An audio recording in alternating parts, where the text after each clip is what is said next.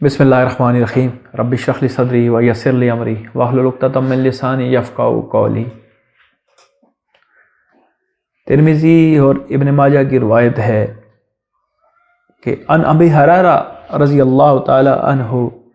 قال رسول اللہ صلی اللہ علیہ وسلم اذا کان اول لیلۃ من شہر رمضان صفدت الشیاطین ومردت الجن وغلقت ابواب النار فلم یفتح منها باب وفتحت ابواب الجنہ فلم یغلق منها باب وینادی منادیا باغی الخیر اقبل ویا باغی الشر اکثر وللہ وتقاہ من النار وذالک کل لیلۃ۔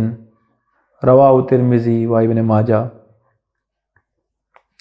حضرت ابو ہریرہ رضی اللہ تعالیٰ عنہ روایت کرتے ہیں کہ رسول اللہ صلی اللہ علیہ وسلم نے فرمایا، جب رمضان کی پہلی رات آتی ہے تو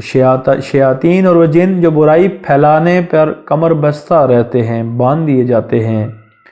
اور دوزخ کے دروازے بند کر دیے جاتے ہیں، اور ان میں سے کوئی دروازہ کھولا نہیں جاتا، اور جنت کے دروازے کھول دیے جاتے ہیں، اور پھر ان میں سے کوئی دروازہ بند نہیں کیا جاتا، اور پکارنے والا پکارتا ہے کہ بھلائی کے طالب آگے بڑھ اور اے برائی کے طالب رک جا، اور اللہ کی طرف سے بہت سے لوگ ہیں جو آگ سے بچنے والے ہیں، اور یہ ہر رات کو ہوتا ہے۔ فضائل رمضان میں بڑی اہم روایت ہے یہ کہ رمضان کا مہینہ جب آتا ہے تو شیاطین اور جنوں کو بند کر دیا جاتا ہے، جہنم کے دروازوں کو بند کر دیا جاتا ہے، جنت کے دروازوں کو کھول دیا جاتا ہے، یعنی ہر طرف ماحول بن جاتا ہے، ورگلانے والے شیطان بند کر دیے جاتے ہیں، شر پھیلانے والے جنوں کو بند کر دیا جاتا ہے، ہر طرف ایک برکت والا، ایک رحمت والا، ایک نیکیوں والا ماحول بن جاتا ہے۔ اور پھر سب سے بڑی جو اس روایت کے اندر خوشخبری دی گئی کہ ایک پکارنے والا یعنی اللہ تعالیٰ فرمائے گا، اے بھلائی کے طالب آگے بڑھ اور برائی کے طالب رک جا۔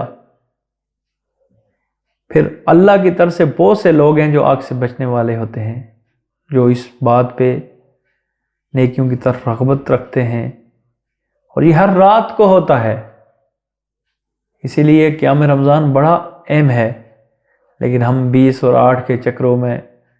سارا کچھ بھول گئے۔ وما علینا الا البلاغ۔